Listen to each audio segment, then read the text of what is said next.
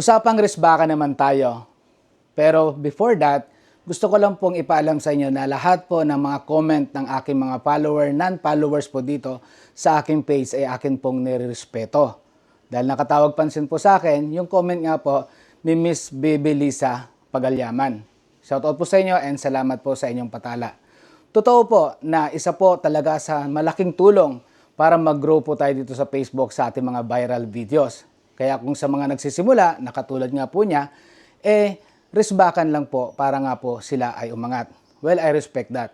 The choice is yours. Pero gusto ko lang pong linawin sa inyo, sa mga baguhan dito, na pumasok po tayo dito sa mundo ni Facebook para maging content creator. Content creator means, muli kong inuulit, gagawa ka po ng video.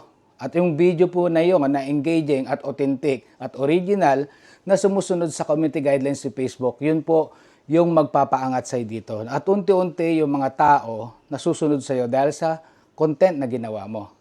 Let's say po, piliin natin yung paghihipagrisbakan. Follow to follow is a fake engagement. At yan po ay prohibited ni Facebook.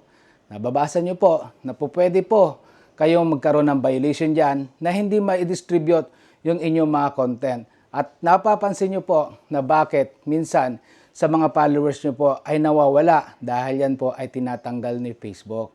Dahil nga po yan ay mga fake engagement na tinatawag. Dahil po, no to follow to follow. Kung hindi nyo ba po napapansin yan, well, manhid kayo. Pero for sure guys, nangyayari po yan. Bakit po kayo nagkakaroon ng restriction?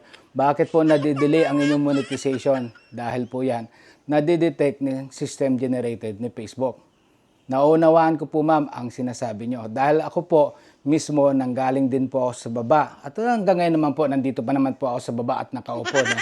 Pero po dito sa Facebook, hindi po ito parang alkansya. No?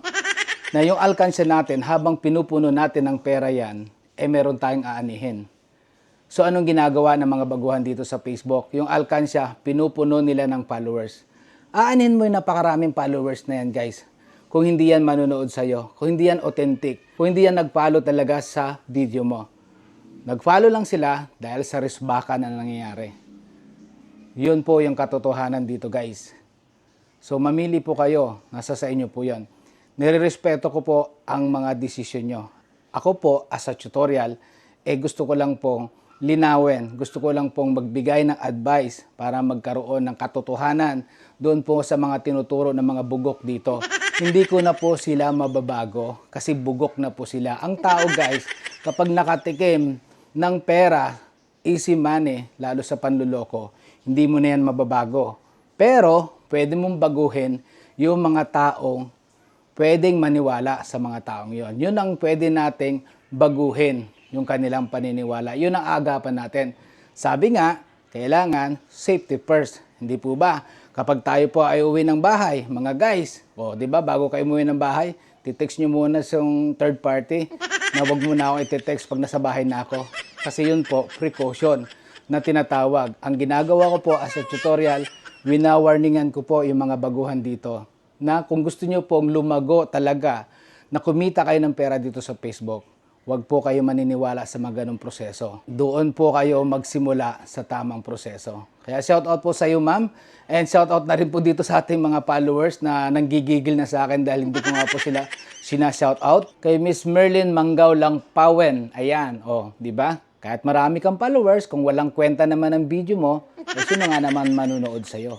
Kaya mag-focus ka sa content mo. Dahil yun naman talaga ang totoong magpapaangat sa'yo. At isa po tayong content creator. At dito po kay Ma'am Likyam. Akala ko Kikyam. Bigla tuloy ako nagutom, no? At meron nga daw pong nag-comment sa kanya, nag-message na payakap. Ayan, nabastusan tuloy siya dahil syempre hindi naman lahat nakakaintindi nung ganitong mga term dito sa Facebook. Ayan, payakap pa more hanggang masampal po tayo. At kailangan talagang masampal ka ng katotohanan para nang noon, magising ka. At dito na rin po kay LJ Caorte, no, na talagang sobrang nagpapansin. Shoutout po sa inyo, idol. At balik po kayo dito bukas at for sure marami po tayong pag-uusapan dito na mas magagandang topic about nga po kung paano mag-grow dito kay Facebook. Dahil dito kay Notnot Palaboy, natuto ka na, nakabungis-ngis ka pa. Love, love.